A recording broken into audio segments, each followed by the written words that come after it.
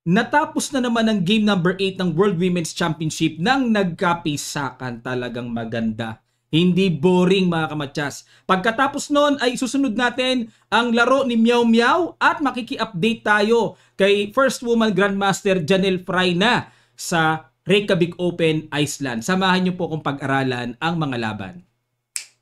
White si Tan Zhongyi at tumira ng E4, E5 si World Champion Ju Wenjun. Knight C3. Aba, paborito ko yan ah. Pa-Vienna Gambit yan ah. Knight F6, Bishop C4. Ayun. Dito ang lagi ko pong ginagawa yung F4. Kung inyo pong nasusubaybayan yung mga laro ko sa online. Pero dito nag-Bishop C4. Kasi po mga kamatsas, paliwanag ko lang, pag nag-F4 kasi, ito yung best move ng black. Pero sa akin, okay sa akin itong pasukin. Yung ganitong linya. Yun nga lang nakaka-D5 talaga ang black na maganda para sa black. Ayan. Pero pag sa blitz kasi, okay lang isabay eh. Medyo mabigat sa long game itira yung ganitong line. Kaya, naunawaan natin na si Tan nagpaniguro para medyo wag muna maka-D5 ang black. Okay? Knight C6 at nag-D3. Ayan bago mag-F4 Kasi dito po, ito talaga ginagawa ko dyan, paborito ko eh. Yun nga lang, ang pangit dito, yung tinitirahan ng kumakapture sa F4. Tapos pag nag-Knight F3, yung gumaganon. Magulo yan mga kamatsas. Kaya dito, talagang panapty eh D3 muna para pag nag-F4, talagang suportado ng Bishop. Yun nga lang, tinirahan na ng Bishop B4 at Knight F3 na. Bakit po hindi maituloy-tuloy ang F4? Kasi magdi-D5. Ayan. Binibigyan ko po kayo ng insight o background dito sa opening na to kasi mismong opening ko to eh. No? Kaya alam ko yung kwento o yung mga nasa likod na nakatago kung bakit hindi ginagawa yung F4. Ang sarap sana. Tapos Knight F3. Yun nga lang, iwas uli sa mapanganib na paparating si Tan. Kaya nag-Knight F3 na lang. At nag-D6, castling. Okay? Kinapture na. Okay, dahil wala nang pin, tatalon na yung knight sa D5, kinapture na. So, double pawn. At nag-castling Bishop G5. Ayan. Ito po ay tinatawag na Bishop's Opening Vienna Hybrid Variation. Okay? Nag-H6 at nag-Bishop H4 lang talaga yan para maintain ang pin. At nag-Knight A5. Ayun. Para din naman ma-eliminate yung strong diagonal. Bishop B3. Kina-capture na talaga yan. Capture. At Queen E7. Okay, unti-unting develop lang. Rook E1 at nagkaroon na po ng novelty dahil ang naitala pa dito sa chess.com database ay C4. Okay, pero ngayong World Championship, bago ang Rook E1 ni Tan at nag-Queen E6. Yun po ang purpose ng paunti-unting usad ng Reyna para unti-unting makaiwas sa pin at yung knight ay makaalis na. Kasi kung hindi gaganon, hindi gagapang, for life yan.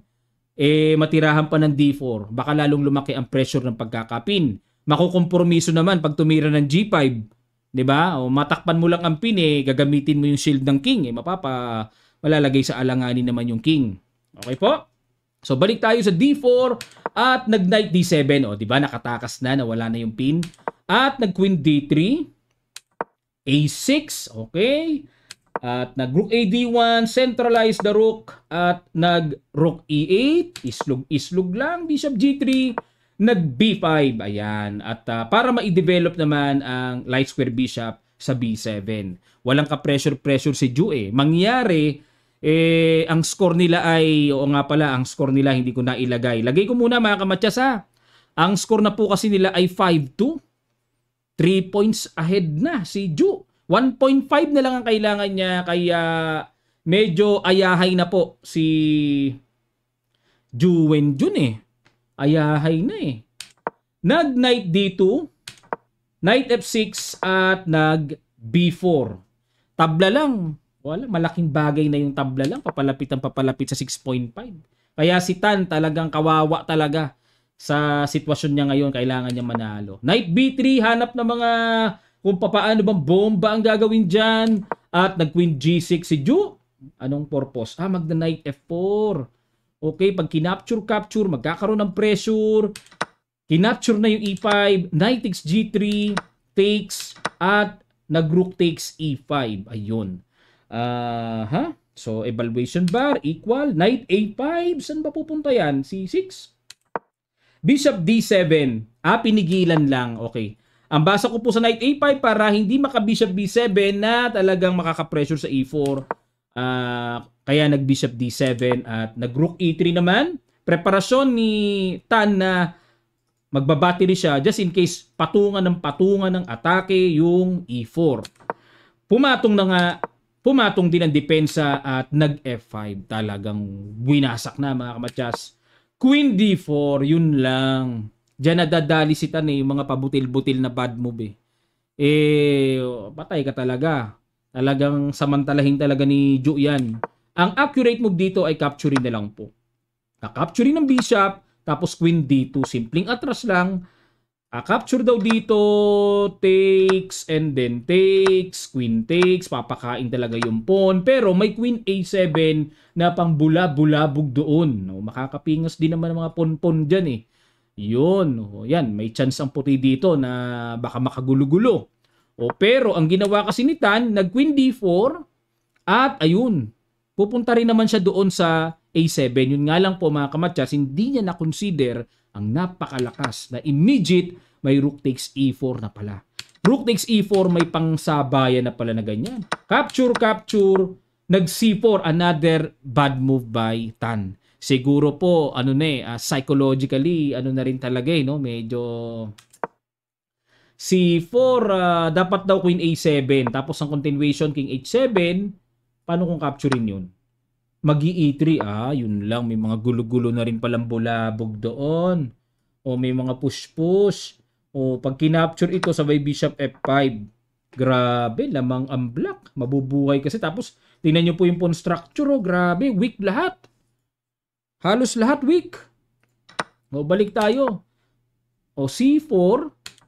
E3, good move by Ju. Capture and capture. Queen A7, gulo-gulo, threat, kinapture lang. Takes and then bishop B5 para talagang tumibay. Yun nga lang po, ang lagay, may strong C pass pawn na dito ang black.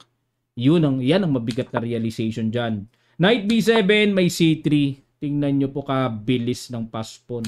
Takes, check, walang gulo-gulo O queen D3 lang, wala Kung may gulo-gulo sana, kombinasyon ng knight and queen, check, king H7, ayan, knight F5, para kahit papaano, threatening matchas.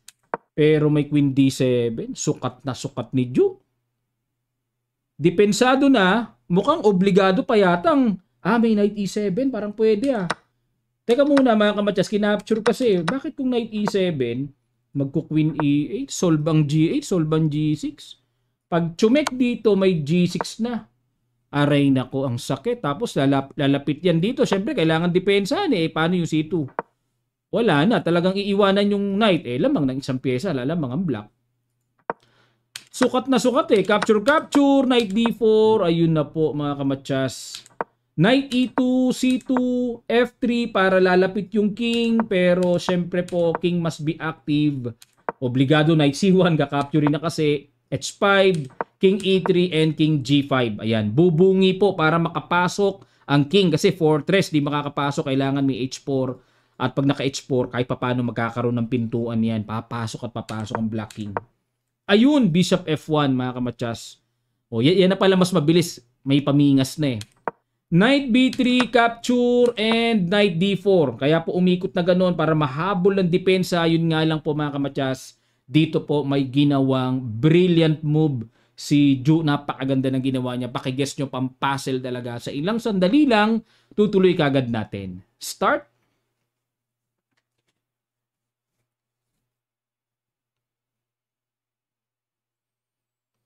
Maraming salamat po mga kamatyas. Congrats sa nakakita ng Bishop takes pawn sacrifice. May ganyan na palang kabilis. Sacrifice pa si Ju. King G4 dikit, double attack. Knight D4 capture. Paano ngayon aawatin ang dalawang magmamarchang pass pawns na yan? Yan ang mabigat na problema. Yan hindi makain-kain yun. Kasi po, pag H4, walang sapat na tatakbuhan. Walang ruta para abutan yung pawn Hindi naman makalapit yung king kasi May binabantayan, oh. Tingnan nyo, oh. Walang ruta yung knight. Di malaman saan iikot yan. Ang layo ng wala, oh. Di nahabol. Kaya, hindi makain-kain yung G7 at nag-knight E3 check na lang, king F3, at nag-knight C2, nag-H4, knight E1 check, king G3. Okay? At nag-king E3, H3, yun, kahit pa paano,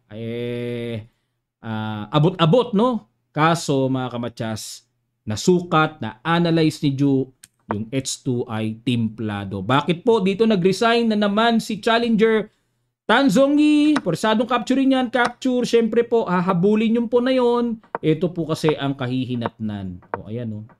Kain dito. Habol. Kahit po ito ay rook pawn, yun nga lang, ang usapan dito, gaano ka makakahabol ng mabilis.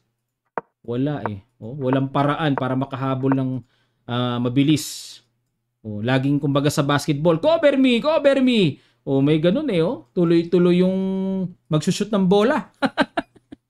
Kaya, talagang grabacious mga kamatsas. Ang score na, o score natin, baguhin natin ang score.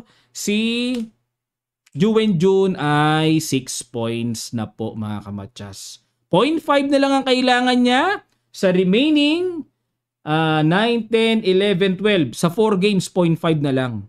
Ang chance na lang po dito ni Tan para ma-neutralize niya sa tiebreaker, kumbaga sa bilyar po, ubus bola. Dapat yung 4 remaining games na yon or rounds ay ma-wipe out ni Tan si Ju. Oh. Ano sa palagay nyo mga kamatsas? May liwanag pa bang natitira o malabo pa sa sabaw ng puset na sinasabi nila? Iyan po, lapag nyo lang sa comment section below. At wag muna kayo nga alis, sunod natin ang laro ni Meow Meow. Pag-aralan natin. Dahil sa ganda ng iniscore ni Meow Meow, napahataw uli siya sa Grandmaster ng Montenegro na si Denis Kadric. Nag-D4 si Meow Meow, D6 si Kadric, at nag-Knight F3, Knight F6, C4, G6, G3, Bishop G7. Ayun, pumasok po sa tinatawag na King's Indian double fianchetto variation at nag-E5. Ayun. Kung tawagin ito ay Debrecen classical mainline. Ayan, fianchetto, King's Indian. Nag-Rook E8. Okay, para may threat nakaka-capture sa D4 at may pressure sa E4. Nag-Rook E1. Okay, para suportahan yung E4. Nag-B6. Ito medyo kakaiba po ito. Kasi sa aking experience as King's Indian player, nagsi-C6 lang ako dito para ma-protect yung D5, yung B5. Pero itong B6 kakaiba kasi double fianchetto ang gusto ni GM. Nag-B3, double fianchetto rin ang gusto ni Meow Meow. Ayan, kinapture na yung D4, Bishop B7, Bishop B2, at nag-C6. Ayan, napakakunat. Medyo kakaiba talaga kasi pagka Bishop B7, binarahan pa niya yung sarili niyang Bishop. 'Di ba? Binarahan niya oh. Parang iba game plan ni GM Sa isip niya, nagwawala tong batang ito. Kailangan kunatan ko to ng todo. Tingnan nyo naman, grabe ka kunat. O, tingnan natin ang temperament or yung nerve ni Meow Meow kung paano timpla niya sa ganitong napakakunat na gapangan. O, Bishop C1 at nag-H6 kasi susundot doon naghahanap talaga ng mga sundot no? Pinipigilan yung sundot niya Nag-Bishop F4, naku po, Salbahiski. O, ingat ka na, GM, baka sakripahisan ka dyan. O, nag-iingat no? Binarhan ng knight at nag-H3. Ayan, para protection lang sa G4.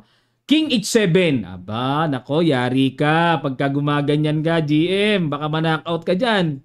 O, King H7, bad move dapat daw po B5.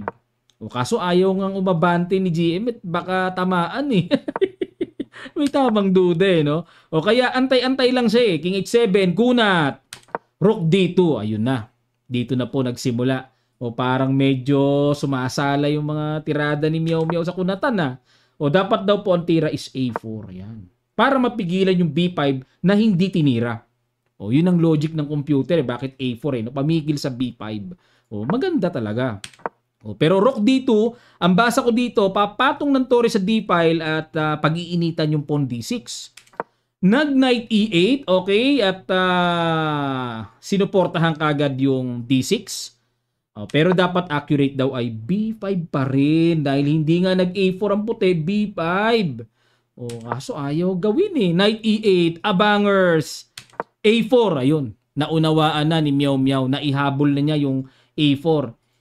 Hindi pala siya nag-B5. A4 na ako. Ayun, nag-A4 na. Nag-A5 ngayon si GM at gusto niyang kuhanin yung B4. Ayan, ang maganda dito sa B4 mga kamatsas, kung maaalis niya yung Reyna, maimaneuver ni GM, mailagay niya sa B4 yung Knight. Yan ang mga patamaan niya na maganda sana. Bishop E3, ayan. Ang purpose ni Meow Meow, mag-F4 at maatake, mapaalis yung Knight. Pero, yun nga, bad move pa rin. Knight DE2 ang gusto ng computer. Ganyan-ganyan lang muna. Basa ko dito, parang may G4 tapos Knight G3, lipat sa kabila.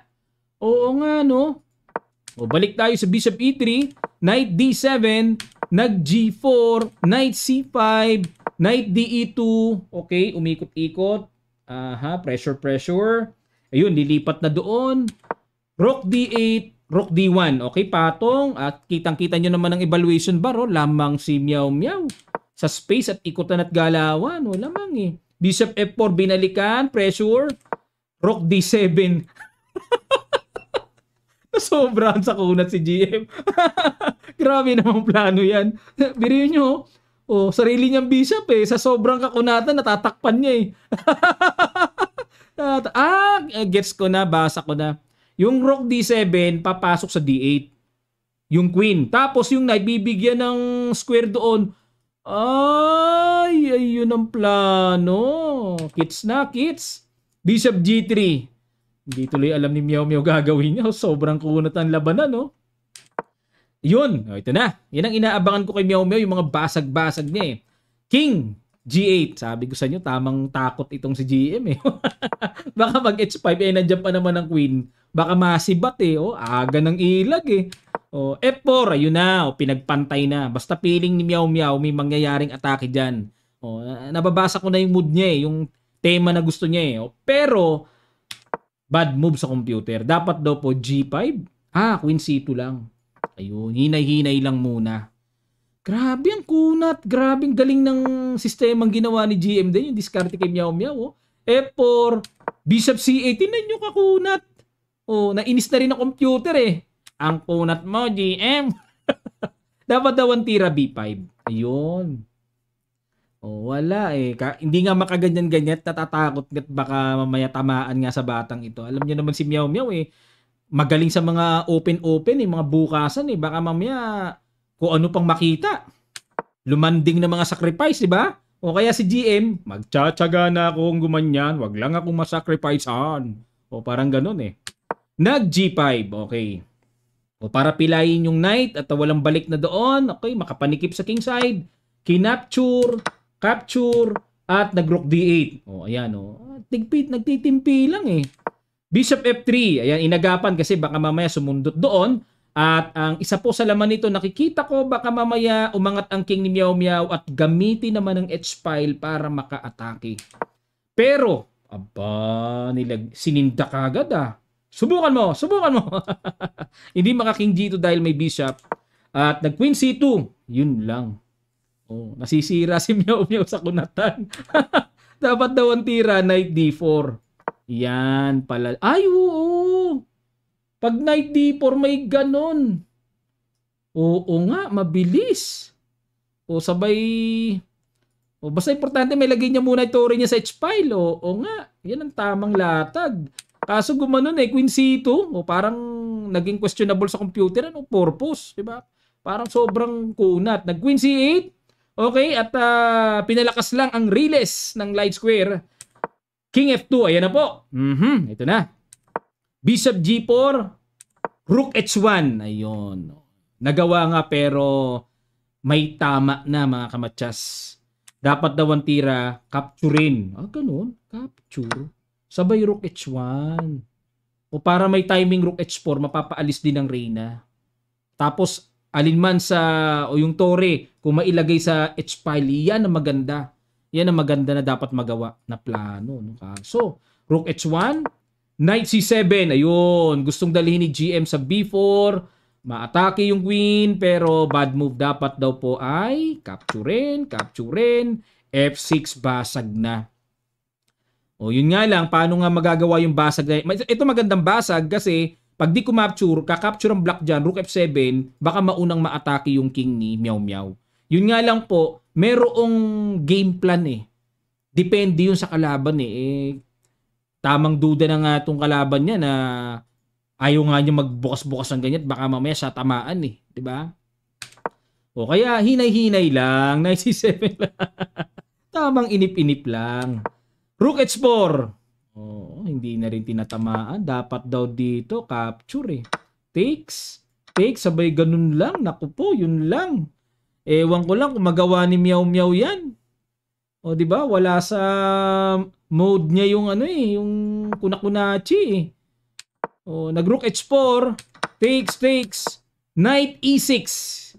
Ito namang si GM ay nagpapaulan din ng bad moves. Dapat daw po ay D5 na pala. Grabe. Yan na pala, no? Parang na isang tabi ni GM na yung king ni Meow Meow mas exposed na at mas nakalutang kumpara sa king niya. So dapat ang atakihin yung king. Yun nga lang, wala, matipid sa tira. Iniiwasan yung mga break. Knight E6. At nag-bishop F2. O yan, para ingat-ingat lang. Baka mamaya lumundag yan dyan. At nag-queen C7. O, grabe, nasobrahan sa abang at kunat. Rook F8 daw. Talagang pinapabreak na ng F6 kasi nga nandyan yung king eh. Yan ang tamang plano mga kamatyas. Natututo rin tayo sa right plan of attack eh. Kasi ang king nga nandyan, so why not mag-break sa F5? Diba? Ngayon, ang magke-carry ng sandamakmak na pressure si Meow Meow sana kasi yung king niya nakaangat na eh. Kaso kumukunat eh oh. 'Di ba? Parang ang sexy ng tire. Pakembot-kembot lang eh. Bishop F3 at nag F6. Ayun na po mga kamatyas. Naunawaan na. Tama-tama na po 'yan. Capture. Rook H6 sugod. At nag Rook G7 depensa. Knight G3. Knight F8. Ayun, nasobrahan na naman sa atras. Talagang sobra ang takot ng black na mag-break. Rook F8 lang ang tira. Yan ang tama. 'Di ba? Kitang-kita na parang nape-pressure talaga eh. Kinakabahan talaga baka malandingan ng sacrifice kasi kaya panay ang atras eh. At nag-rook DH2. Ay nako po, ayan na po. Queen E7. Knight CE2. King F7, takbo. Knight D4, atake sa C6. Queen D7, depensa. Queen F2. Yun lang. Ano kaya laman ng Queen F2? Wala namang pupuntahan do, barado. Bakit kaya ano? Ang accurate daw po is King G2. Yan ang on point na tira. King G2 lang. Okay. Tingnan muna natin. Queen F2, Rook E8. Okay, pressure sa E4. Queen F1. Yung pala purpose ipipihit na ganon. Pero bad move pa rin eh. Dapat daw po ang tira ay Queen D2. Grabe. Nadala si Meow Meow sa mundo ng kunatan. Alam nyo, iniirita lang ni GM yung nerve ni Meow Meow eh. Iniirita niya eh. Hanggang sa, yun, siya nag-blunderacious. Si GM ang nag-blunderacious. Yun nga lang mga kamatyas. Dito talagang napatira ng E5 si Meow Meow. Oh. Ang napili niya yung balagbag at risky attack. Dito may na-miss na napakagandang brilliant move si Meow Meow. Panalo na sana kung nagawa. Pakiguess nyo po yung na-miss ni Meow Meow. Pakiramdaman nyo po. Sa ilang sandali lang, tutuloy kagad natin. Start!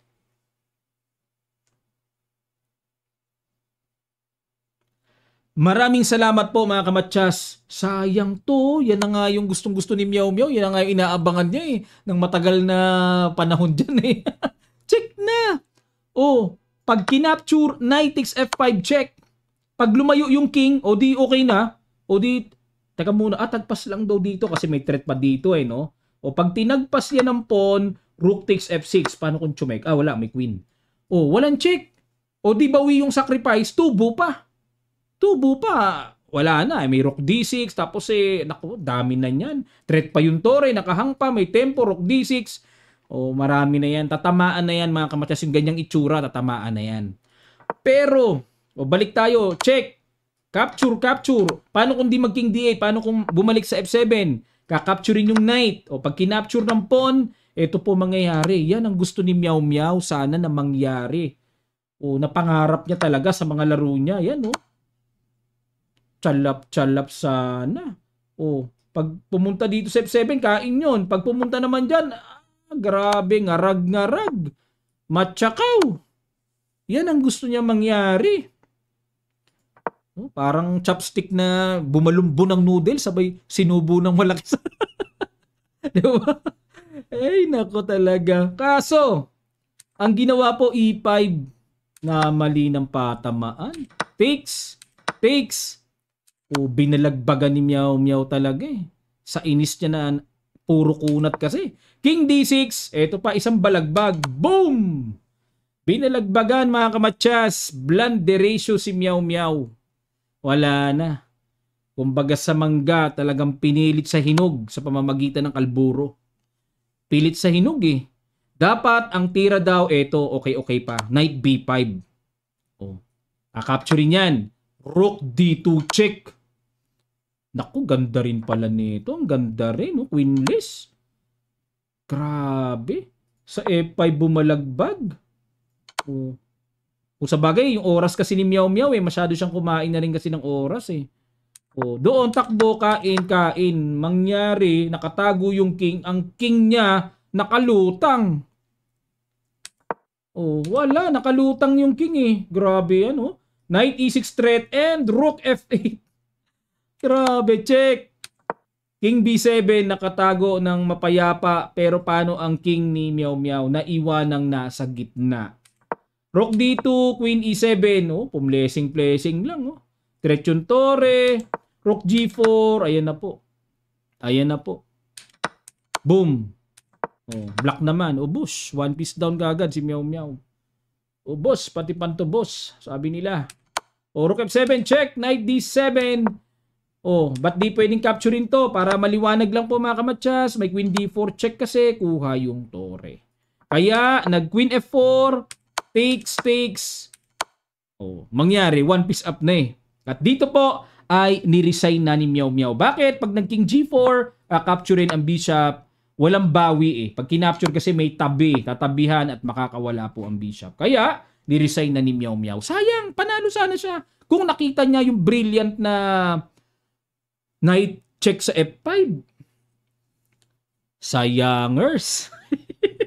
Okay mga kamatsas. At dahil po dyan, ito po ang updates ng kanilang standing and pairing. Ang nangunguna pa rin ay si Parham Magsudlo. Marami po silang 6 points. Okay, at ang maganda nito, si Janelle ay nasa board 18 na. Na-straight niya po yung dalawang laro, no? Nanalo siya. 5 points, lamang pa siya kay Meow Meow. Yun nga lang po, wala tayong makolektang games ni Janelle kasi galing siya sa lower boards, hindi po naka-digity board. Hindi nila nire-register yung pinaka-PGN game.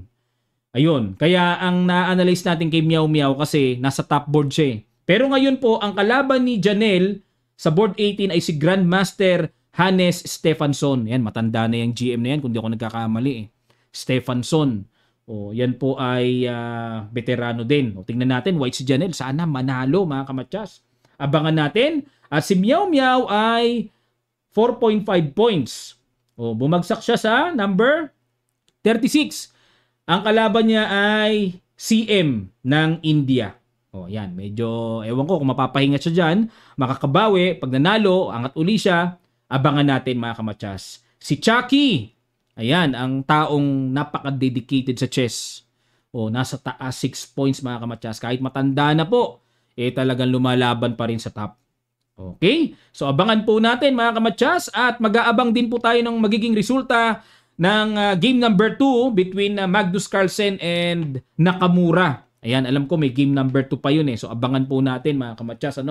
At tingnan natin kung makakabawi ba si Naka or tutuluyan na talaga ni Magnus sa freestyle. Maraming salamat po mga kamatyas sa inyong matigang panonood at yung inyong pong munting komento ay makakatulong yan sa pag-promote ng ating videos. Kaya lagi po kayo mag-comment, ano man ang inyong nasa isip sa loobin, makakatulong po yan. At pag may lumabas na ads, lambing lang po, isang run lang, malaking tulong na po yan sa ating YouTube channel.